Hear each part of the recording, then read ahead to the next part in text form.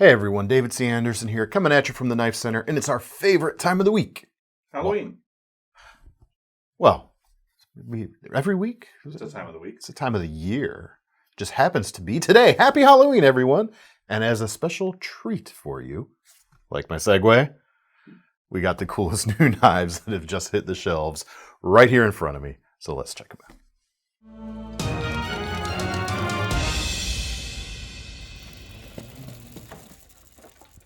All right, well, in honor of the spooky holiday today, we are going to start with two spooky Microtechs. This is the Hera 2 Mini. They come in about $385. We've got bats and jack-o'-lantern finishes on the aluminum handles, and they are deep engraved, so there's actually texture to it. It's not just a surface level treatment, but the jack-o'-lantern especially I think is pretty cool. You get the yellow from the glowy bits of the jack-o'-lantern and some really cool kind of distressed orange for the rest of the handle. The bats are of course cool too, but you know, the orange is going to show up a little better on camera here, I think. These knives also feature Microtech's latest slew or slate of innovations, one being their M390 MK, a proprietary steel to them. Not entirely innovationary. It's sort of a modification of M390. Performance should be more or less the same. You've also got the crud cutter underneath the slide for the action. It gives a place for like pocket lint and stuff to get out of the way of the switch, making it easier to slide. And you've got that easier to operate mechanism that Microtech is now using as well. Blade itself is about 3 inches long. Handle is just enough for my slightly larger than average hands to get a full gorilla grip on them if I need to. But it's just a good size for everyday carry. If a double-edged blade will suit your everyday carry needs, that is. It also comes with a reversible pocket clip mounted here right at the back. Ball bearing for the pinch point, ball bearing for glass breaking there at the back as well. Next up, kind of similar styling, but bigger and fixed. We have a new version of the Xolotl from Columbia River, CRKT I should say. And this is the new fixed blade version of it. Comes in just under $100. You've got a 4.5-inch double-edged blade, one side of which has those 3 VEF serrations there to add a little bit of shearing or tearing, sawing power. Fibrous materials especially, that is going to be a benefit. Steel is SK5, so you've got a nice tough material right there that should support that very fine tip a little bit nicer than something that would have been less tough.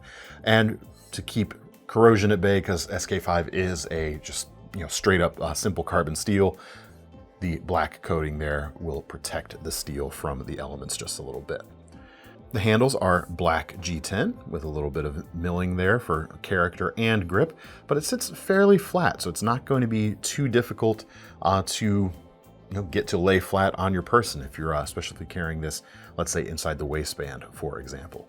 And then there at the back, which is, you can see plenty of length there for even big hands, you've got the protruding pommel there protruding tang there at the back, which gives you some bashing capabilities.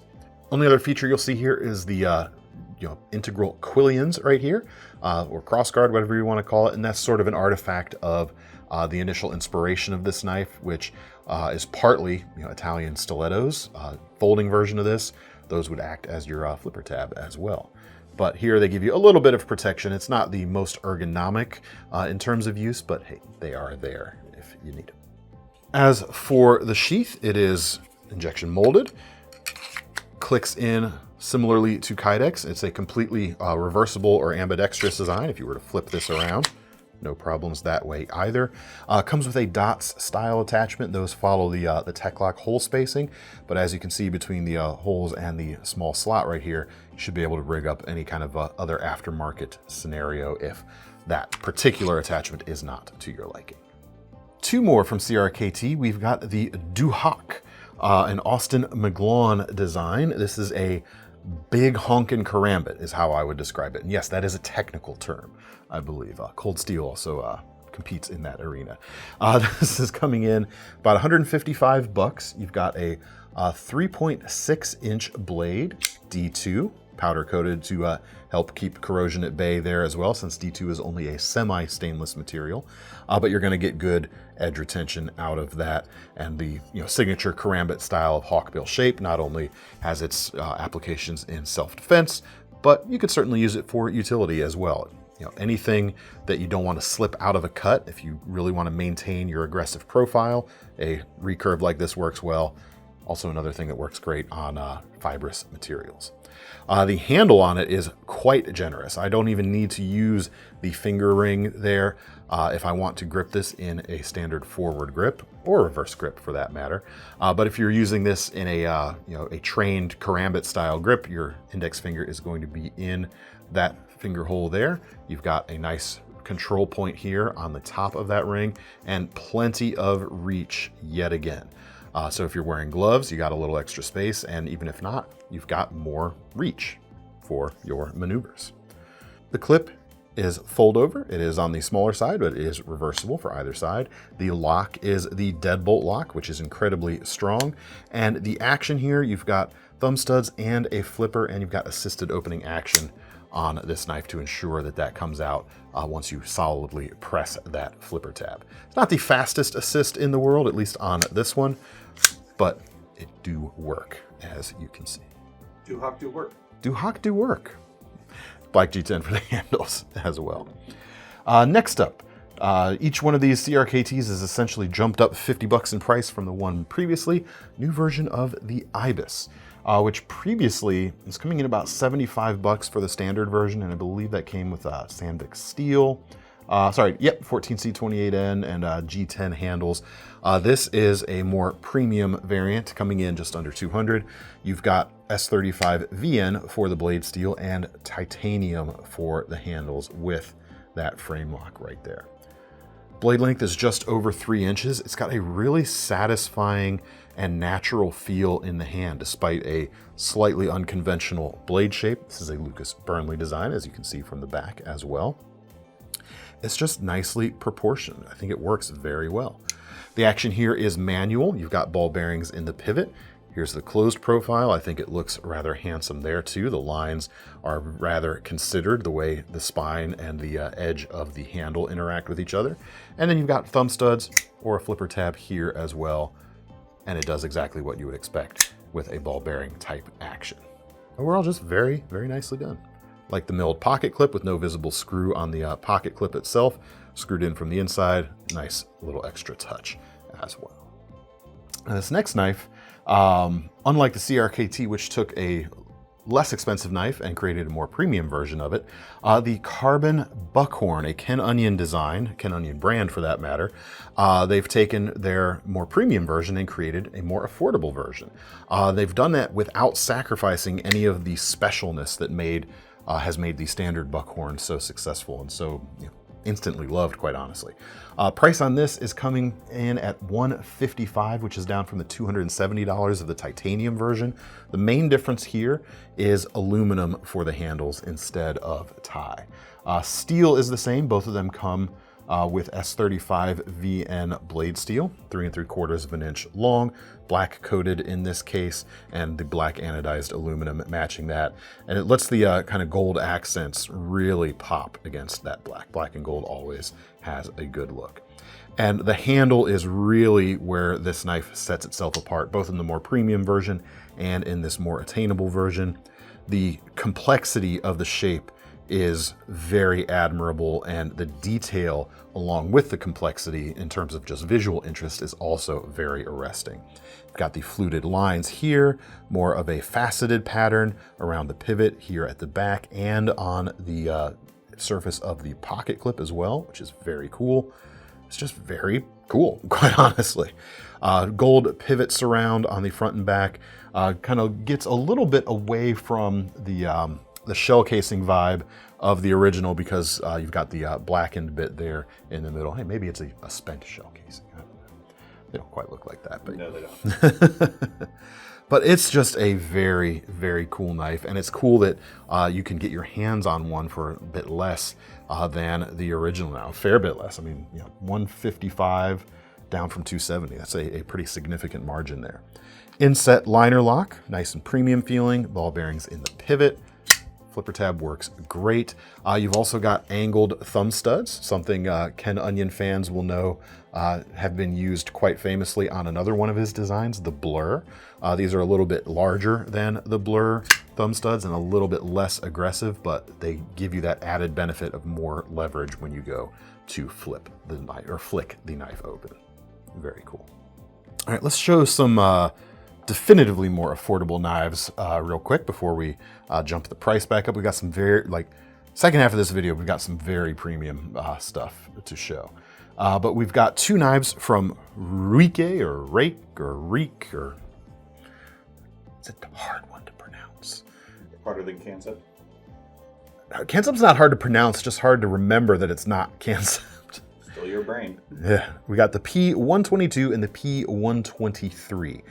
The handle on each is the same shape. The blades are different on each, but the edge profile pretty similar between them.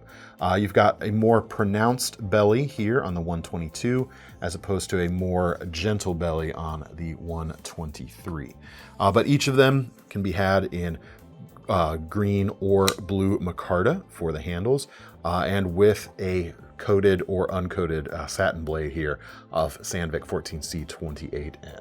Price on them, $50 for the satin, and was it 52 or thereabouts for the black coated versions.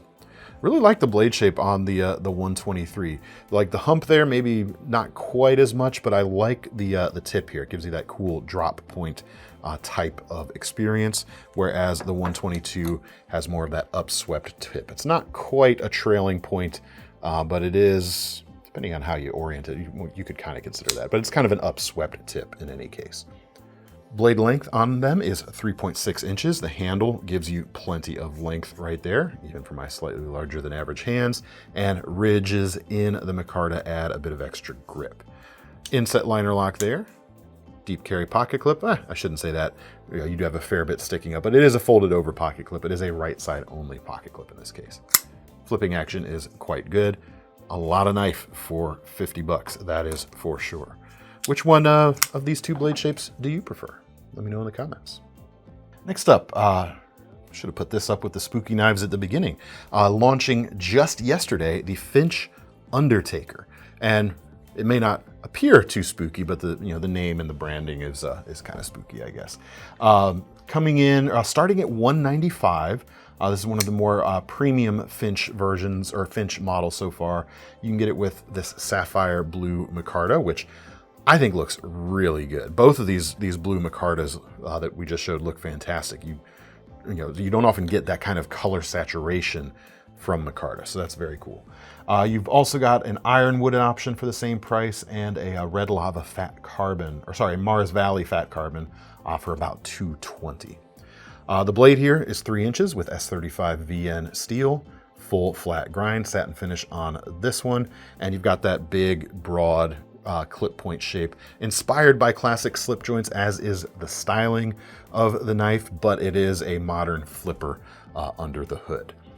We've got a shield here, also inspired by classic slip joints, but it is the Finch logo and it is glow in the dark, which is cool. Stainless steel handles with integral bolsters here underneath those micarta inlays. Ball bearings in the pivot with a frame lock and a flipper for modern conveniences. Pocket clip as well for your modern conveniences. Milled there and attached from the outside. Feels pretty good. You've got 3.5 finger grip for my hands and a really easily carried blade shape with that classic inspiration right there. Just a good everyday carry pocket knife for sure. Classy enough to be a gent's knife too, I would say. Let me just confirm real quick. Yep, we're right under that, or right at that 3-inch mark, so it does not go above that. For those of you where that measurement is especially important, this one will work for you. Next up, we got some fixed blades.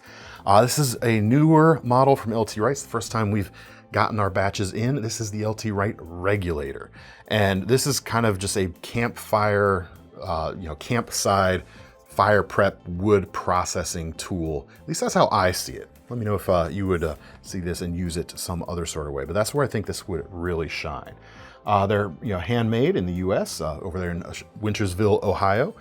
Coming in $325 for these micarta versions. We've also got a black and orange G10. Those are a couple bucks more. And 01 steel on this, 6 1/4 inches long, 3/16 of an inch thick, so it is definitely sturdy. This is the full flat ground version. We've also got Scandi ground versions if you prefer. On a blade this thick, I tend to steer away from Scandis. You'll still get that good wood processing chisel-like quality, but you kind of limit the versatility in terms of slicing when you have a Scandi on a blade this thick. So I prefer the flat grind, but we do have both options for you to choose from at this point in time. But with that profile, this is gonna make a fantastic batoning knife. It could do some light chopping. Maybe the Scandi one would do a little bit better because you've got more weight in the blade itself. The coffin style handles here are thick yet comfortable, finished by hand. There's no rough edges or anything like that. And with the flare here, your hand really does lock into place quite nicely. So you can get up there, do the fine work, and then choke back, do a little chopping and hacking on your firewood. Split your wood down to kindling. I think it's going to be just super satisfying in that regard. The sheath on these, as you might expect from an LT Wright, is made by JRE Industries. It is leather. There's your profile inside. You've got a dangler loop to keep it clear of your belt or pack or coat or anything like that. It makes it easier to sit down in a camp chair as well. And then you've got the fire steel loop on the side, because once you split all your wood down to kindling size, you gotta have some way to start things off, don't you? Carry a fire stick. Check them out. Next up, now we're gonna get into like the real, like the premium folder aspect of things for this video. We could have put this next to the Finch as well. The slip joint styling of the Finch will give way to an actual slip joint. These are new from Tactile Knife Company, and Jared Oser is the designer. This is the Ranger. It's a traditional slip joint, but it's all modern in its construction. And as you can see, this one's actually marked Proto. I think we have like 3 of these that are marked Proto. Maybe you get lucky. $349 for this one. Blade is sort of like that muskrat inspiration in terms of its shape, I would say. Just over about 3 1/8 of an inch long, Magna cut steel. And this is something where, like traditional slip joint terminology, there's always more that I know I haven't learned yet. Is there a name for you slip joints folks out there? Is there a name for this style of swedge, this almost like dagger-like grind going on here? Let me know in the comments. Whatever you want to call it, it's basically a big swedge, and that's going to remove drag from the spine, which is good here because this is a fairly thick blade stock to begin with. So having that thick swedge is going to remove some of that impediment to cutting, especially when you're going around curves. It's going to be a nice thing. Handles are titanium. It is screwed together, as you can see.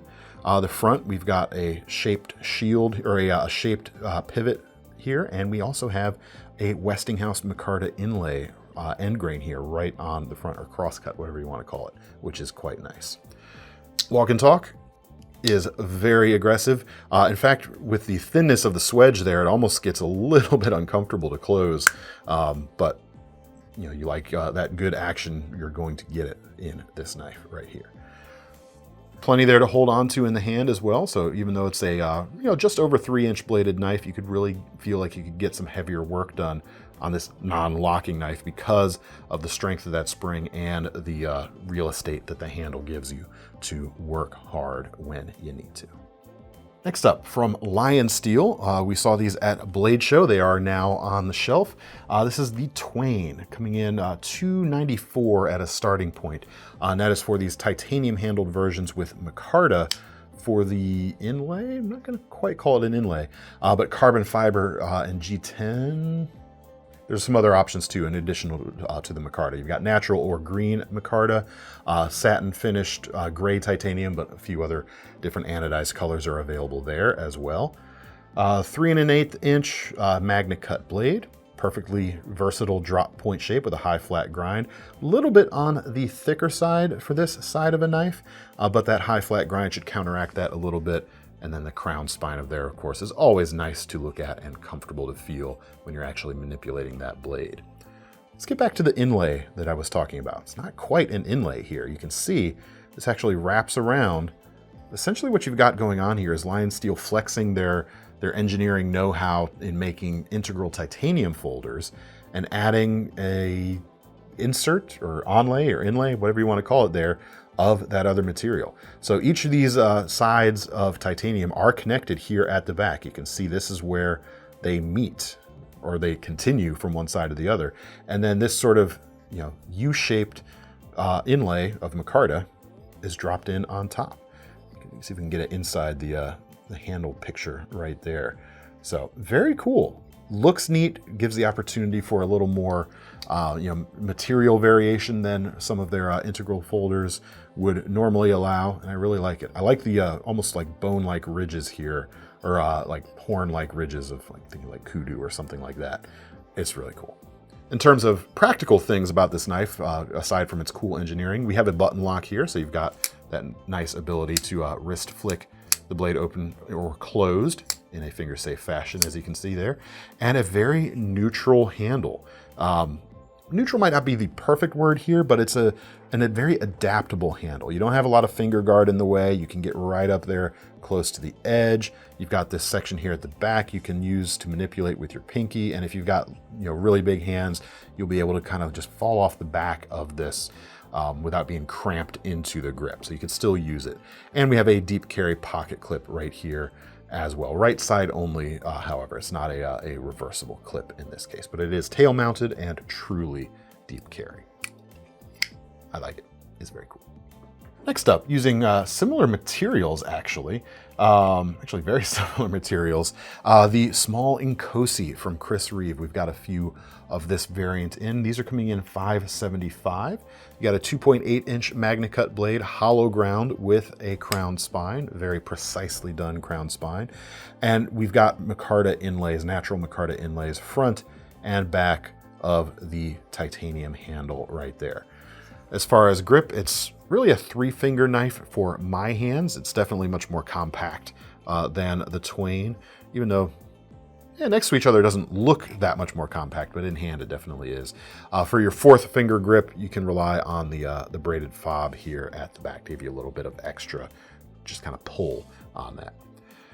We've got the frame lock. We've got washers in the pivot, creating that just famously smooth opening action. Not really a fast opening action. So if you're into that sort of thing, the Reeve knives have never really delivered that in the same way some more modern folders can, but you can get in there and flick it open nonetheless.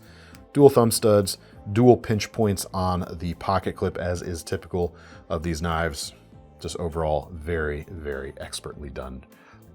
These knives are famous for a reason, and if you haven't held one before, the price may shock you a little bit, or may turn you off a little bit.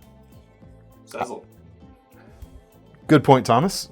Not saying anyone should spend more money than they have, but we do have recently added to the website a Sezzle payment option, so you can split up payments into 4 even payments, I believe, with that service. So you can check that out if you want. Next up, a knife that sometimes gets mentioned in the same breath as knives from Reeve. That is the Spartan Harsey folder. And while I think the Reeve knives are still definitely just a little bit better, a little bit more nicer than these. That's not to say these are bad. That's just saying like the Reeve stuff is exceptional. These are very good too. $550, full size, 4-inch blade, MagnaCut steel, titanium handles with the frame lock, washers in the pivot, similar to that Reeve. And we've got some of the new engraving patterns. This is the Spartan Flourishes, which I love. This, scroll work, dimpling, detailing. It is just really, really nicely done. I love it. We have a reversible clip, so you have the blockout plate here on the front. It has the Spartan logo. There's the clip with the arrow cut out there at the back, and you can see all of that kind of engraving work there on the back too. Just chef's kiss. It's really nicely done. Action. You can also flick it open, just like similar feel to the Reeve, or do that slow roll open. Just very, very nicely done. We've also got the same knife, but the Memento Mori engraving here on this one with a gray coated blade, also available at this point. All right, next up, we have got the Reate ZORO, Z-O-R-O, another premium titanium handled flipper in this case. $290. You got the 3.3-inch M390 blade, compound grind, so hollow on the straight section at back. The leading edge is slightly curved with a flat grind, and you've got a harpoon tip with a swedge as well. Very classy blade. I like the horizontally grained finish here and the overall very clean presentation. No big logos on the blade, just that Reate logo on the pivot right there, which is pretty cool. The handle has a lot of complex swoops and carve-outs happening right here, with some nice milled texture going on as well. And it feels good too. It's a solid 4-finger grip for my hands. It's not a huge handle, but it's definitely full-sized. We've got a nicely milled titanium pocket clip here with the pass-through and different levels of detail, which is quite nice. And my favorite aspect of this knife is actually this back spacer here. It's attached by one screw here at the back, and I'm going to assume there's probably another pin, which you can't see from the outside, but an internal pin to keep it from moving up or down. But just one visible screw and that floating look here in front of this facet right here, which is very cool. Always a nice and neat thing to see. As far as the lockup, you've got the frame lock, you've got ball bearings in the pivot, so that's the type of action and security you should expect. Super solid lockup, so you really could use this knife quite hard if you need to. And I think that this is one of the Reate knives that is made to be used. It's not like shelf candy like some of their really high-end stuff can be. Put it to use. Go nuts. Have fun. All right, next up, handmade in the USA, we've got the Koenig Mini Arius. We've still got a few of these in stock from our latest restock, coming in $805 for this knife. Blade is 3 inches long, M390 steel, hollow ground with more of a stone-washed finish on the hollows and a satin finish on the flats, which is pretty cool. The spine also features a hollow ground swedge, which is pretty cool. And my favorite part of the Arius series is the handle. It looks good with the milling, and I think the shape looks good too, but it's one of those shapes that just plain works pretty much no matter your hand size. Ergonomically, it is one of those just superior shapes. Fits in the hand so nicely for me, and just plain works. Milled pocket clip from the back, blue accents on this one, and flipping action, which is quite good. Very, very good. Reverse flick works exceptionally well too. Check them out while we've still got them in stock. And ending things up today with a couple of fixed blades from Blackside Customs. The first is the SLCC. This is a McStrider collaboration. And this version, unlike MagnaCut versions we've had in the past, is way lighter. Those MagnaCut ones are very sturdy and you feel that in the weight in the hand. This knife features a titanium blade, not a titanium coated blade. That is a full piece of titanium with a flamed finish there.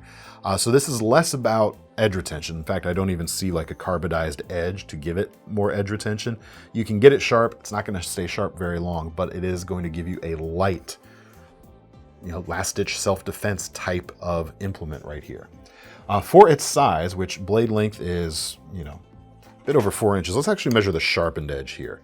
About 3.5 inches on the sharpened edge, getting closer, about 4 3/8 or so. A little bit shy of that for tip to scale, but 3.5 inches of sharpened edge, broad drop point blade, chunky G10 handles, although minimal, so that it keeps it sturdy yet pointed forward without adding bulk. The weight on this, 3.74 ounces. Quite light for the size and dimensions of the beast right there. So that is pretty cool. If that's what you need, go for it. If you want something with more edge retention, I don't think we have any of the MagnaCut ones in stock at the moment, but you can keep an eye out. As far as sheath, it is made out of Kydex. It is very flat, as you can see, so should be able to slip into some very discreet places. In terms of any sort of attachment, the whole pattern here actually doesn't work with a large tech lock or a CVVT clip or even a small tech lock, which regrettably I've recently found out has been discontinued, which is unfortunate. So if you were to drill another hole in there, you'd be able to get one of those to work no problem, but you will have to do that for one of those to work. Otherwise, you can essentially treat this as a pocket slip. Maybe throw it in your back pocket or something like that. Next up from Blackside Customs is the Plan B fixed blade. This is the Old Glory version with a custom Cerakote finish, which is rather striking. $385 for this Magna Cut blade steel with a 4¼ inch blade. The blade itself is very, I'd say, tactically inspired. It has, you know, I was about to say hints, but it's got heaps of that kind of like classic K-bar knife, the Mark II fighter, in its shape, although not as long, of course. But it's more the attitude of this knife that is tactical, I would say. You've got a G10 handle here with a fairly neutral and utilitarian grip. There's no kind of finger guard that you might normally expect from a more tactical knife. Yeah, it's a Plan B, it's a backup. You could certainly use it to poke with if you need to, but I think this is more at home, just being a great everyday carry fixed blade. I think it's going to work quite well at that. The Magna Cut is going to hold an edge, be quite tough, and be stain resistant, especially with that Cerakote there. That's going to add even more to that. The G10 is slim enough to not add too much bulk, but gives you enough grip for just daily tasks, and even some heavier cuts as long as you're not spending hours doing it, I would say. And wear a pair of gloves, you'll probably be fine, quite honestly. Very cool knife. We've got a couple of Plan Bs in right now. We've got one with the Flying Tiger look that has that old fighter plane, set of jaws and eyeballs there at the front as well. You can check that out if you like. Sheath on this one is Kydex again. Comes with this loop right here that you could use to attach it to a belt, certainly. Let me just check the Tech Lock fitment real quick to see if that will work on this knife. And yes, looks like you have Tech Lock compatibility here, at least in this top portion. Let's check out that T-clip as well. About the same in terms of that. So you got some options right there as well. All right, but that's all we've got for you on this Halloween day, or whenever you happen to be watching this video. Let me know what you thought down in the comments, and to get your hands on any of these knives, check out the links in the description, which will take you to KnifeCenter.com. Where in addition to our new Sezzle payment option, which will allow you to split payments up if you like, don't forget about our long-running Knife Rewards program so you can earn some free money on a future knife. I'm David C. Anderson from the Knife Center. That's Thomas behind the camera. We're signing off. See you next time.